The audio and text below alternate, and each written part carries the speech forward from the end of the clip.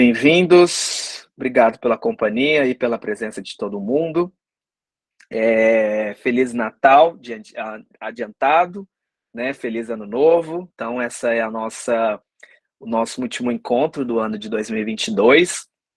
Então, para as pessoas que vieram desde várias, vários encontros, então sempre tem aqui alguns rostinhos assim que eu me lembro, né? Que é a Cristina, a Mara Rúbia, a Ana, a Andressa, tem algumas pessoas ainda que às vezes eu não consigo ver aqui a foto, né? A imagem, mas sejam acariciados aí, né?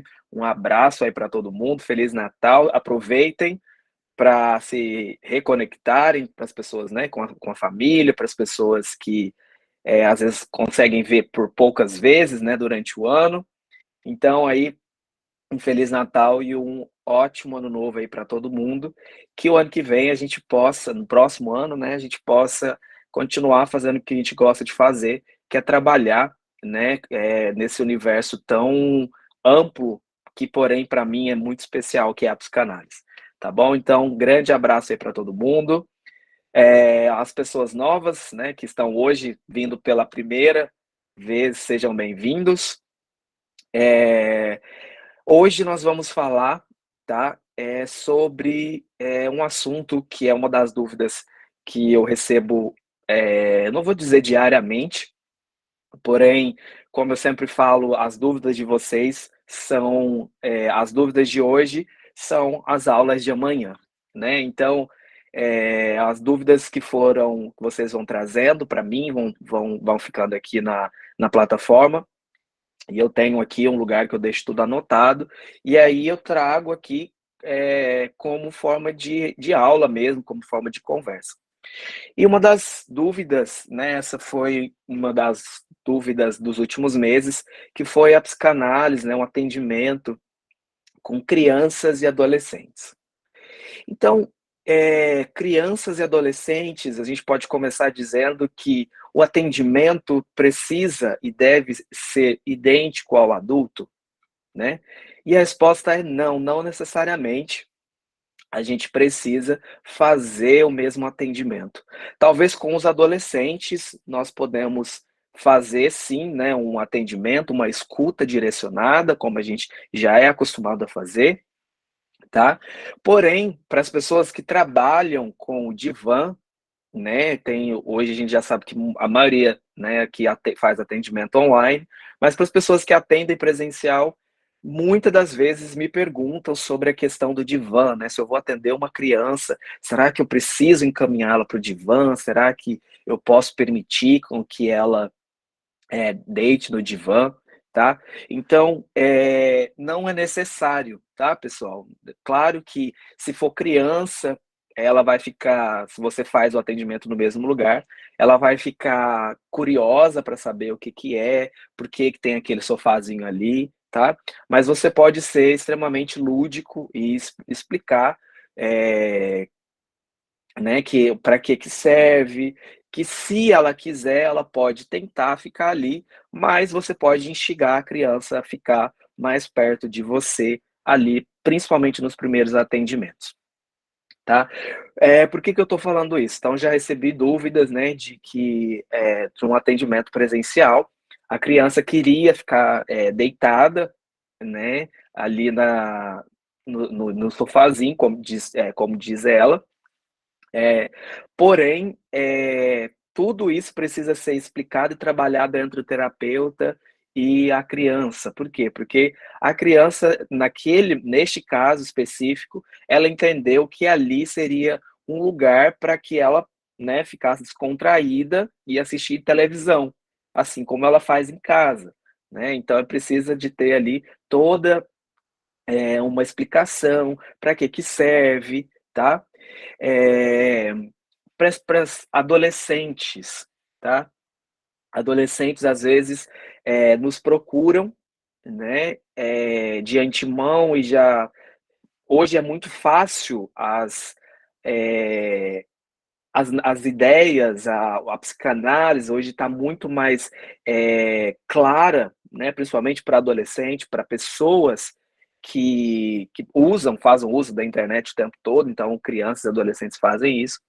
Porém, já tivemos aí uma dúvida de que um adolescente procurou a terapia por conta própria, né, e o analista ele não sabia como proceder, tá? Então ele não sabia se ele poderia fazer esse tipo de esse atendimento sem o consentimento dos pais, né? Se ele poderia, como que seria feito depois, né? Pagamento e tudo mais, até porque esse paciente, esse adolescente, ele procurou o analista e ele não queria que falasse para os pais, ele não queria, né, contato, até porque a demanda dele era sobre os pais, tá? Então, pessoal, respondendo a essa dúvida, eu não sei se esse aluno está aqui hoje, eu não me lembro o nome, mas vou responder a mesma coisa que eu disse a ele, tá?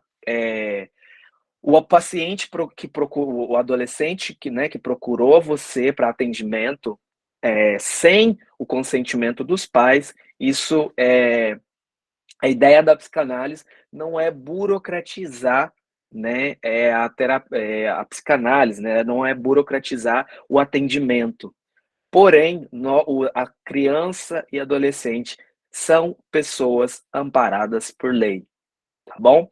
Então, para quem quiser anotar e quem quiser, para quem ainda não tem o conhecimento, é o Instituto da Criança e do Adolescente, Lei 8.069 de 1990, tá? Então, eu particularmente não aconselho falar a mesma coisa que eu falei para ele.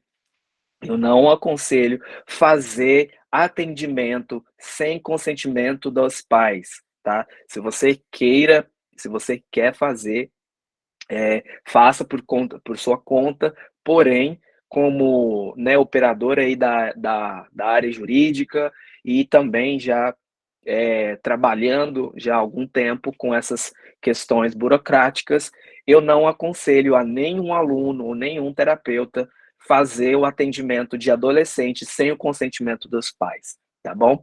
Então, o que, que você pode fazer?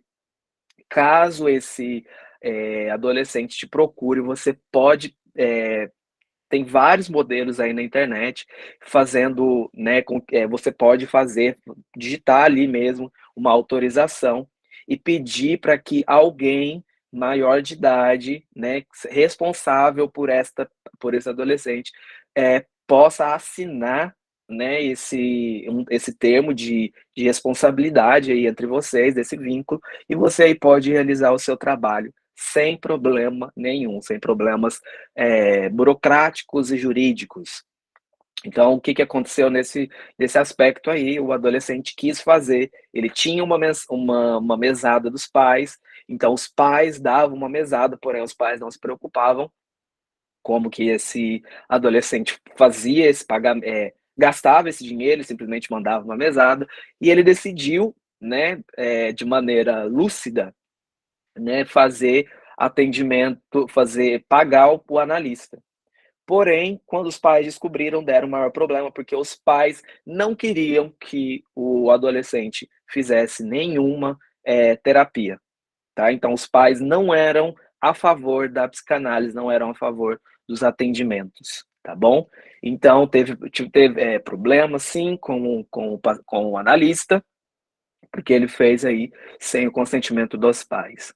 Então, tem menos de 18 anos, te procurou, quer fazer terapia, muito bom, é bem importante, mas também é importante termos aí uma conversa esclarecedora com esse paciente adolescente, de que não é porque você não queira atendê-lo, não é porque você, né, não esteja preparado, tá? Mas sim porque isso não é algo legal juridicamente dizendo a se fazer, tá bom?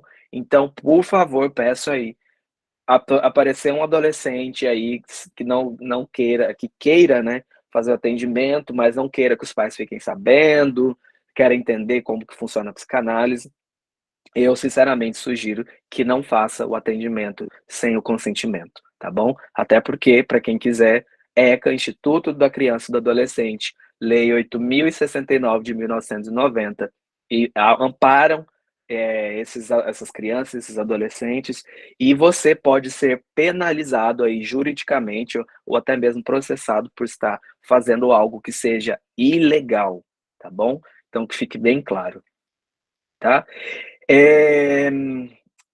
Que mais que é relevante, né, que seria relevante aqui? Alguns sintomas, né, de crianças e adolescentes. Então, o que que as crianças e adolescentes aí têm como sintoma para mostrar para nós que somos analistas aí, quando que esses adolescentes, quando que essas crianças, né, com esses pais, claro, podem nos procurar? Eh, Temos aí alguns sintomas, como, por exemplo, irritabilidade persistente ou tristeza, com menor interesse de fazer coisas, no dia a dia. Então, a gente sabe que criança e adolescente são, né, estão aí sempre cheios de energia, abrimos exceção aí para alguns tipos de personalidade, que são mais pessoas mais quietas, tal, desde do início, né, da sua infância, porém, é importante ficar de olho aí, nessa irritabilidade, nessas questões, assim, ou uma tristeza, que para nós adultos, né, pode ser que às vezes, seja por algum motivo que pode ser trabalhado, tá. Então inibições marcadas que interferem a socialização ou aprendizagem. Então, é muito comum os pais nos procurarem quando percebem que os filhos não, estão com dificuldade, né, para aprender, para entender as coisas ali que faz na escola, que os pais estão sentindo que às vezes a criança ou até os próprios professores estão percebendo que essa criança ou esse adolescente, eles estão, um pouco diferentes ali do restante da turma, né, então pode ser que essa criança, esse adolescente precise aí de uma atenção especial, por isso que é encaminhado para a gente. Regressões recorrentes em crianças, né? Isso acontece muito quando o pai, quando a criança ali é filho único, e depois de algum tempo, ali por 4, 5, 6 anos, a 8 anos ali, quando a criança passou ali um certo tempo sozinha, e aí depois o pai e a mãe resolvem ter outro filho, podem acontecer ali a chamada regressão, né? Então, essa criança mais maior, de 8, 10, até 12 anos, ela começa, a gente tem a impressão, né, que essa criança está regredindo, então muitos querem usar bico de novo, querem, mamadeira de novo, querem ficar engatinhando. Então a gente percebe ali por esses comportamentos que essa criança está mostrando para a gente uma certa regressão. Então aí é um caso para a gente também trabalhar. Ansiedades excessivas, como ansiedade de separação, algumas fobias ou preocupações crônicas. Então, é muito comum hoje, né? Claro que aí nas décadas passadas, falar de separação era algo que não era tão comum, né? Porém, hoje é muito comum as crianças já crescerem sabendo, meu pai e minha mãe são separados, ou eu vi meu pai e minha mãe falando que vão se separar, e aí começa-se a gerar uma ansiedade, até porque elas ainda não têm esse entendimento, esse discernimento de entender que a separação é algo simplesmente de que o que, que vai ser de mim, eu não vou ter os dois juntos, como é que vai ser? Então começa-se a gerar aí, principalmente na criança, por não saberem, né, por não entenderem, começa a gerar uma ansiedade, e muitas vezes é uma ansiedade excessiva. Então as crianças relatam, né, muitos relatos de que as crianças percam noites de sono, percam o apetite, então são coisas bem comuns aí, né, no universo infantil aí. Qual mais aqui sintomas?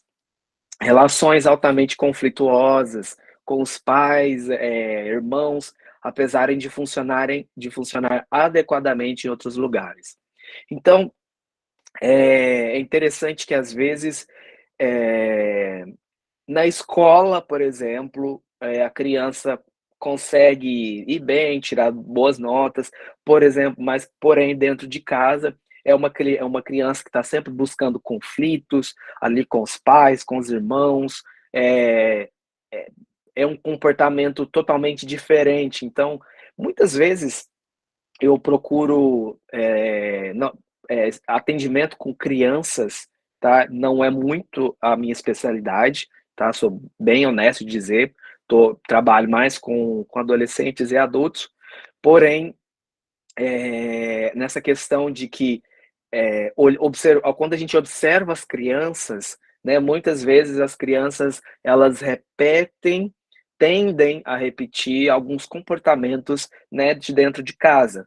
Então, quando a gente começa a observar, por exemplo, que o comportamento da criança é de uma maneira e dentro de casa é de outra, ou o inverso, né, é bem interessante também a gente olhar e os pais, né, que ficarem atentos, trazerem aí para que a gente possa, aos poucos, ir tentando descobrir a razão ou o motivo, né, dessa diferença aí de comportamento. É algo que é muito, muito comum, né, que quase não é falado, mas tem muitas crianças que têm um medo excessivo de envelhecer, né? É até bastante interessante a gente tocar nesse assunto, porque pelo menos dos casos em que eu atendi, tanto os dois ou três casos, o mesmo era com o mesmo sintoma, com a mesma queixa. Ela tinha um medo de ficar como a vovó, que ela não queria ficar como a vovó, porque a vovó tirava o dente, porque a vovó não sei mais, tinha cabelo branco, e ela não queria de jeito nenhum, em nenhuma hipótese, ficar como a vovó. E aí, no caminho, né, a gente foi descobrindo que a vovó falava muitas vezes para ela, isso depois de muito tempo, né, de atendimento, muitas sessões, quero dizer, que a vovó falava que ia morrer em breve, né? Então, como que foi a associação dessa criança? Que ela é criança, nasceu tem pouco tempo, mas se ela ficar velha, ela já vai morrer. Então, ela não conseguia ainda fazer essa associação de que ela tinha um caminho até chegar, né, na velhice. Então, uma delas era uma garotinha de 6 anos. Ela já tinha medo, né, de ficar velha e isso gerava uma ansiedade muito grande. Ela não conseguia segurar o xixi, então ela molhava a cama. Ela não tinha uma ansiedade, ela não conseguia ir para a escolinha, ela queria ficar o tempo todo correndo, então muito hiperativa. Então tudo isso são coisas que a gente vai é, né, amadurecendo, a gente vai tendo ali como características para a gente observar. Então, essa foi uma das que mais me chamou a atenção sobre essa questão, né, da criança de 7, 8 anos já ter medo de envelhecer. Depois, resistência a assumir as exigências da própria fase do desenvolvimento, né, incluindo o apego a padrões anteriores de comportamento de maneira regressiva. Então, aqui a gente já olha um pouco mais para os adolescentes, né? Hoje, né, a gente observa que os adolescentes têm uma dificuldade muito grande de talvez de fazer a transição, né, desse ciclo aí de que ele cresceu, ele amadureceu e muita dificuldade em ter e obter responsabilidades, né? Então, né, vejo aqui, né, pelas fotos aqui, pelos rostinhos de vocês, que nós temos aqui várias gerações, né? E agora dessas gerações, principalmente dessas gerações dos anos 90 para frente, é uma relação totalmente diferente da que era tido como era antigamente, né? Então, antigamente, o que eu quero dizer, dos anos 90, a, as pessoas, os adolescentes, eles obtinham responsabilidades muito maiores, né? Talvez, que hoje, né, depois dessa década nesse período de 90 para frente, existe aí uma grande dificuldade. Então fica os pais falando: "Ah, porque meu filho não tem responsabilidade com nada, não quer", né, então fica sempre aquela coisa, um cobrando, o filho falando que não quer ter responsabilidade, a mãe cobrando a responsabilidade. Porém, até nesse período, ok, é comum, né, dentro de universo de adolescentes, porém existem ainda pessoas, né, adolescentes, que eles não têm responsabilidade nenhuma, né? Então eles não têm qualquer tipo de relacionamento, de vínculo, não quer ter nenhum relacionamento, vínculo, que eu digo assim, com pais, com família, com responsabilidade nenhuma. Então aí é preciso também a gente olhar e observar, né, de onde vem, né, esse não vínculo, esse não querer, essa responsabilidade, o porquê, né, de onde está vindo. Então é importante a gente olhar para isso aí nas nossas sessões. É, falta de vontade, né, de aceitar críticas ou excessiva sensibilidade, né? Então, antes, né, trazendo de novo esse exemplo, que antes, né, nesse período aí dos anos 90, 2000 para trás, as pessoas parece que aceitavam, né, um pouco mais de críticas, essas coisas, parece que antes era mais fácil. Hoje em dia, as nossas crianças, os nossos adolescentes têm se fragilizado muito. Então, qualquer coisa que o pai e a mãe fala, já é: eu vou chamar a polícia para você, eu vou pedir para te processar, eu vou chamar isso, eu vou chamar aquilo, né? Essas são as queixas que eu sempre ouço dos pais, que os pais hoje não estão quase que perdendo um pouco, né, aquela autoridade que se tinha antes, né, que antes não eram tão sensível quanto hoje. Isso é uma coisa boa ou uma coisa ruim? Tá, eu consigo tentar trazer ali para os 2 pontos. É bem importante, né, pais, nós, pessoas como adultos, temos aí essa responsabilidade de trazer para os nossos filhos essa questão da sensibilidade, da crítica, da autocrítica, tá? E hoje em dia, como eu disse, a acessibilidade a conteúdos é bem mais fácil do que era antes, tá? Porém, é importante a gente mostrar também, como pais, que nós temos ainda assim uma autoridade, uma responsabilidade com os nossos filhos, tá? Então, mesmo que esse filho, né, desde que esses pais não, desde que não seja algo excessivo, é muito importante a gente mostrar, sim, que nós precisamos, né, existe ali uma regra, que você é um pai, uma mãe, e que precisa ali saber e ter papéis estabelecidos, tá? Para que depois, em um futuro distante, não se tenha aí pessoas, né, tão sensíveis quando está tendo hoje. Então, hoje em alguma sessão, dependendo do que você faz um questionamento para o adolescente, ele já acha que você está do lado do meu pai, né? Ou ele não quer, às vezes, olhar, tem, né, uma dificuldade para olhar, até porque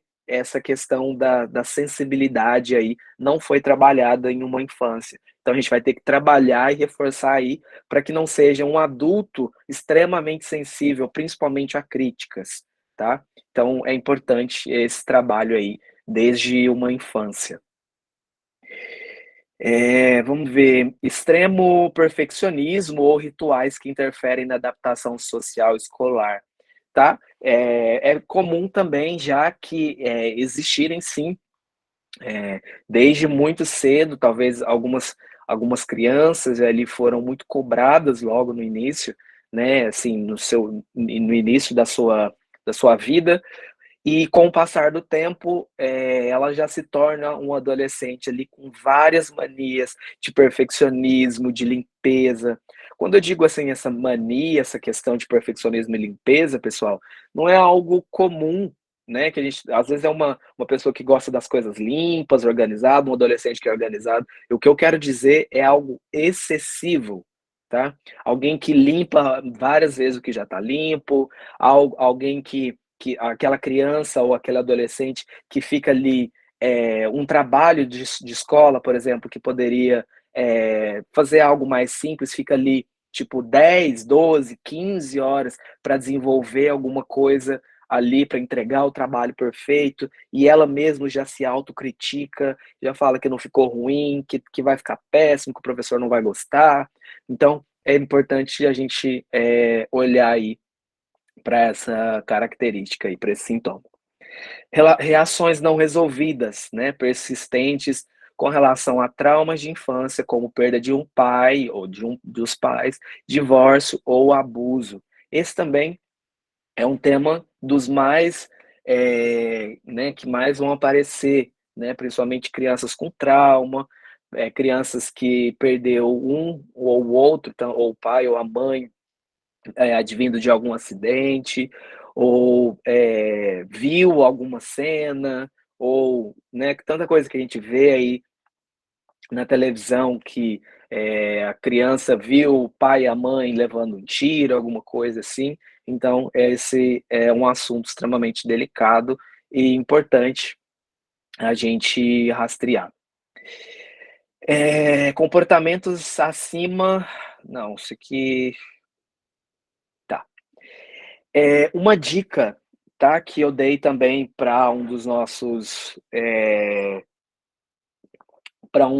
alunos, tá? Como que eu vou adquirir ali uma linguagem, então, com esse adolescente ou com essa criança aí que me procurou, né?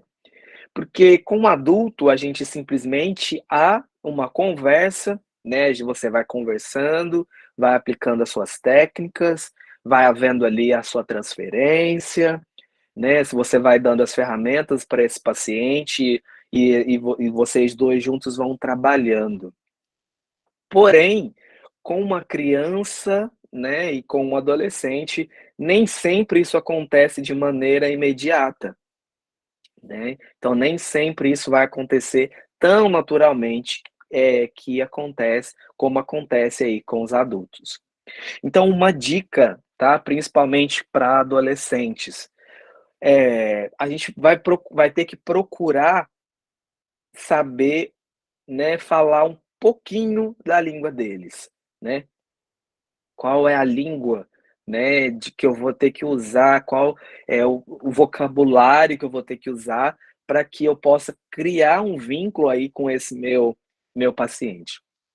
Uma dica é você, falar sobre coisas do cotidiano, como filme, Netflix, né, livros, músicas, viagens. Todos os nossos gostos, né, por mais peculiares que sejam, estão falando sobre nós, tá? Então, a maioria, uma das maneiras mais fáceis para você acessar, né, esse paciente adolescente, é você procurar falar de uma coisa que ele gosta. Então, hoje todo mundo, né, o mundo assiste Netflix, né, o mundo assiste série, o mundo faz maratona de séries, né? Então, por que não falarmos aqui na nossa sessão da série que assistiu? Porém, você vai precisar, talvez, ter um trabalho maior. Por quê? Porque ele vai falar que ele está assistindo uma série, sei lá, The Walking Dead, né? E você não tem ideia. Então, qual vai ser o seu trabalho, analista? Você vai ter que procurar sobre esse assunto. Porque é com esse assunto que você vai criar o seu vínculo e você vai poder acessar as emoções desse paciente. Então, cada paciente, ele vai ser, eu sempre falo isso, cada paciente ele é único e ele vai demandar e exigir de você um certo tipo de trabalho. Então, se para eu acessar, o inconsciente desse paciente, eu vou ter que começar a ter que ler um livro, porque ela gosta de livro de quadrinhos, ela gosta de falar sobre viagens, a gente vai ter que fazer esse esforço. Então, não que eu vou ter que fazer um curso, né, ficar ali profissional para tratar somente de um paciente, não.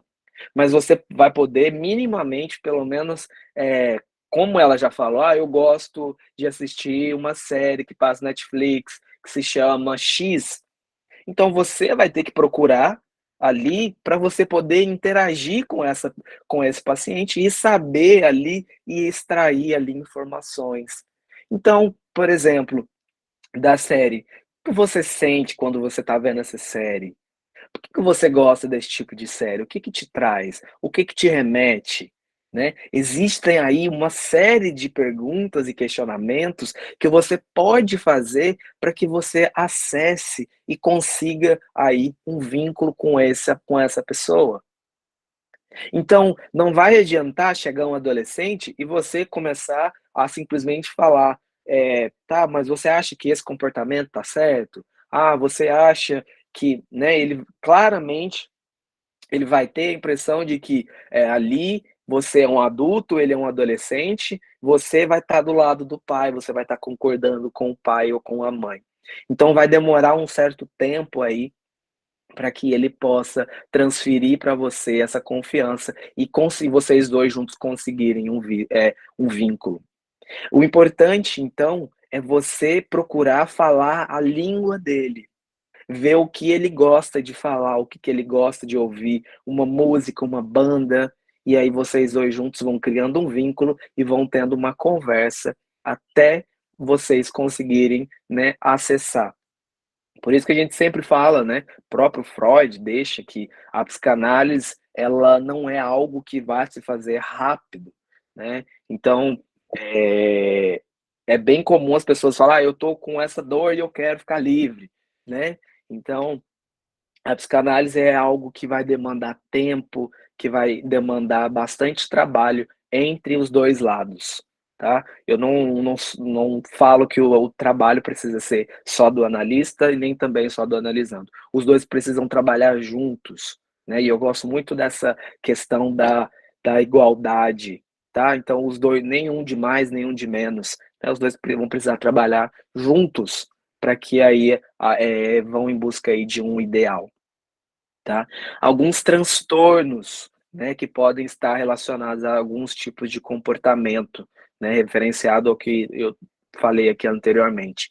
O transtorno obsessivo compulsivo, né, o déficit de atenção, que é muito comum e hoje em dia está bem mais claro, né, a quantidade de crianças hoje que já vão para a escola desde cedo, né, desde os primeiros aninhos, aí a questão do déficit de atenção, tá. Então que antes em tempos atrás, isso não era tão olhado da maneira com que é olhado hoje, tá. Então os professores hoje já ficam mais alerta, por essa questão de que o aluno às vezes está voando, às vezes, né, não consegue aprender, às vezes fica muito tempo, às vezes em alguma atividade que os outros alunos passaram, né, com mais facilidade, aprenderam com mais facilidade, então o déficit de atenção aí é muito comum.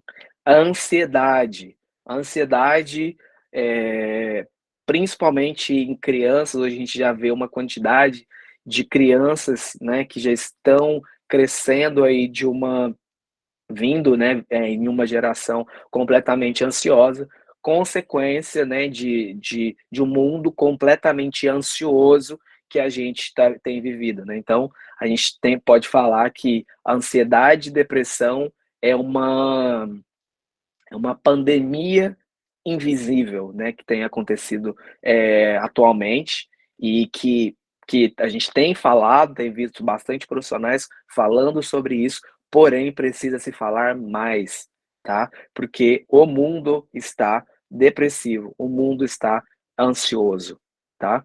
Então isso é uma pandemia, porém uma pandemia silenciosa, né, que não foi como a do Covid, né, que ficou falando que fala-se o tempo todo, tem cartaz para todo lado, pintado de amarelo, que deveria, na minha opinião, fazer a mesma coisa para aprendermos aí a lidar com a ansiedade e a depressão, trabalharmos mais sobre isso, porque isso sim também é uma pandemia, tá bom?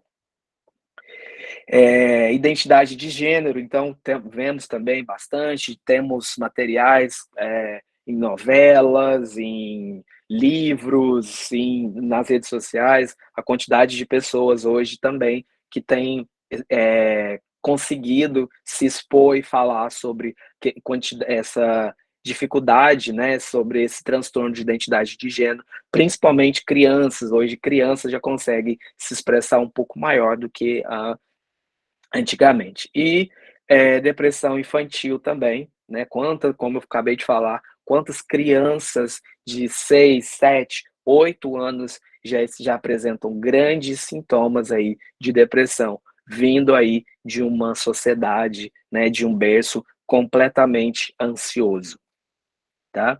Então, com crianças também é importante procurar aí dinâmicas, né? Trabalhos, coisas lúdicas, para que você possa aí extrair algumas informações de crianças, como desenhos, como alguns objetos, né, significativos, onde que você possa colocar caixa lúdica, tudo isso para que você possa criar um vínculo e fazer com que essa criança consiga aos pouquinhos ir confiando em você, tá? Sobre a questão de trabalhar, que é uma das perguntas que é mais comuns também, a questão de trabalhar pais e filhos na mesma sessão. É permitido? O que que a psicanálise fala sobre isso? Pessoal, não há nada que impeça, tá, o atendimento, principalmente os primeiros atendimentos aí, entre principalmente adolescentes e os pais, né, os pais presentes. Então pode ser sim uma uma ideia bacana, tá? Nas primeiras sessões, os pais comparecerem às sessões e fazer ali a sessão juntos. O que eu não aconselho, tá? É fazer o atendimento de o pai em uma sessão e o filho em outra sessão. Não. Se você vai atender a família, né, se você quer desenvolver um trabalho com a família, então você atende todo mundo junto na mesma sessão, tá? E se caso o pai ou a mãe ou o casal queira fazer terapia, eu sugiro, né, isso é a minha sugestão pessoal, que você indique um outro profissional, tá? Mas, por favor, não vamos atender pessoas da mesma família em sessões separadas, tá? Porque vai gerar ali um conflito ali, porque um vai acabar falando do outro, né, uma demanda, e isso não vai ficar parecendo terapia, vai ficar parecendo fofoca, tá?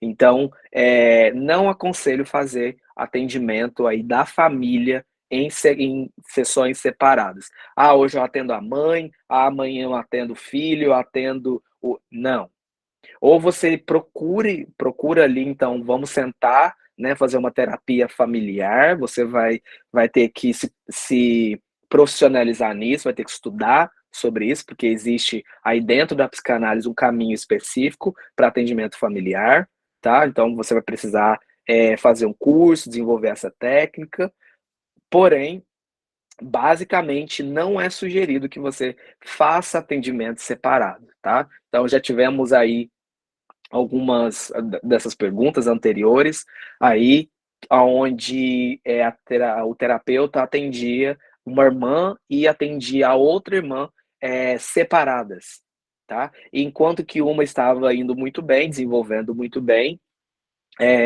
na terapia, né? Estava vendo ali uma melhora entre uma delas, a outra estava regredindo.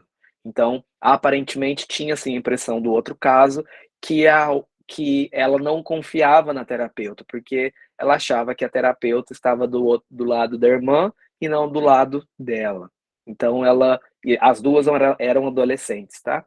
Então pode ser que haja aí esse conflito de interesses, tá? Então não façam esse tipo de trabalho, porque pode ser que isso atrapalhe bastante aí o desenvolvimento de ambos os tratamentos.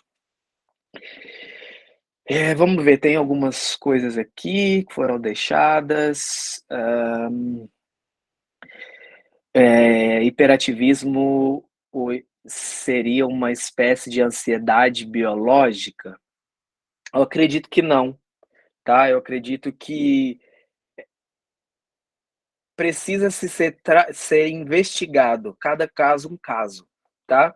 Então, pode ser que, né, tá vindo ali, vamos tentar descobrir de onde vem, os pais, como que é a vida desse pai, dessa mãe, dessa família, vamos ver como que está sendo essa transferência aí para essa criança. Então, não vamos generalizar, colocar como que seja algo biológico, tá? Mas vamos investigar caso a caso.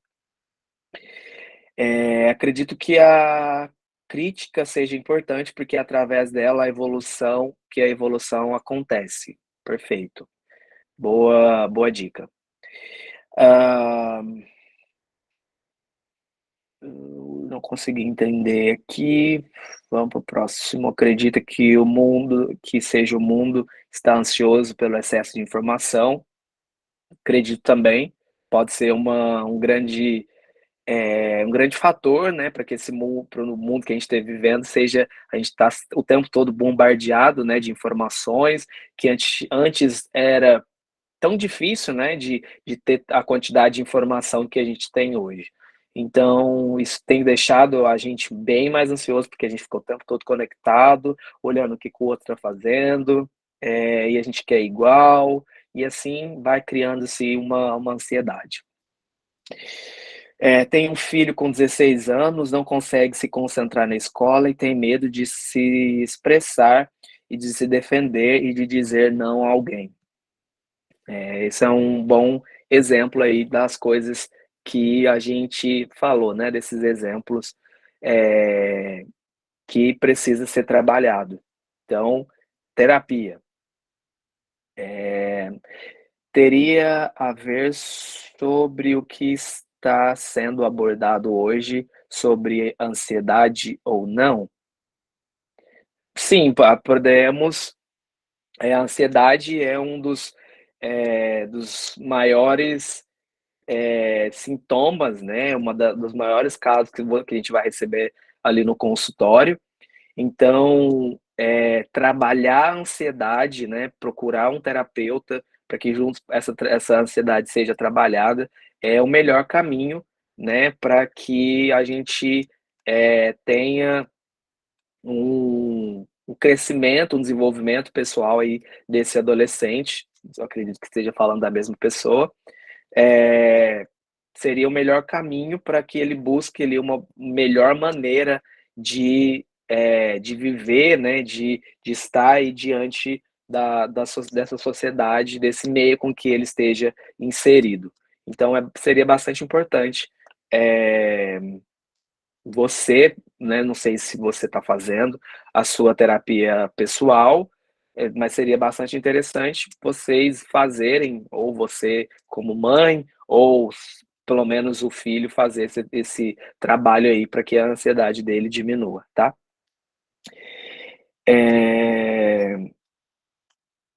É, pois é. Então, seria interessante fazer essa investigação aí junto com um analista, tá? E ver de onde vem, para que vocês possam trabalhar juntos aí, né? Ele é completamente desligado, parece que está no mundo da lua, né? Então, é bem comum. Então, essas características aí nos adolescentes. Porém, é bom ficar de olho, né, nesses sintomas e procurar ajuda, né? Ou para a mãe ou para o filho, para que aí um dos dois aí saibam aprender a lidar com essa ansiedade excessiva. Obrigado pela companhia de todo mundo, obrigado pela presença, por ficarem aqui, né, quase 50 minutos aqui falando sobre psicanálise, falando sobre atendimento com crianças e adolescentes. É um assunto que ainda vou trazer mais coisas, mais dicas, tá? Principalmente nas questões legais. Vejo que às vezes a gente precisa aprender também um pouco sobre essas questões burocráticas, né? Mesmo que a psicanálise vem falando para a gente não deve burocratizar tudo, né? Igual hoje a psicanálise tem pessoas que tem alguns lugares que já querem criar isso a psicanálise como se fosse faculdade, enfim. A ideia da psicanálise, né, deixado pelo pai da psicanálise, que é Freud, é não burocratizar e sim simplificar, né? É um trabalho, um estudo, uma ciência. Porém, é, desde que a gente esteja indo em busca, né, de um ideal, de um equilíbrio, né, é sempre importante a gente estar junto. É o que a gente tem feito todas as semanas aqui em busca de conhecimento. Então, bom descanso para todo mundo nessas semanas. Aproveitem para viajar, descansar um pouco. Feliz Natal para todo mundo, feliz Ano Novo. E aí a gente se encontra na primeira semana de janeiro, tá? Aproveitem esse descanso. Quem quiser dar uma estudadinha, ler um pouquinho também, se tiver tempo, algumas teorias. Eu sei que é cansativo, mas é sempre bom a gente estar sempre atualizado, tá bom? Um grande abraço para todo mundo, Feliz Natal, Feliz Ano Novo e aproveitem aí o descanso. Até mais, tchau, tchau.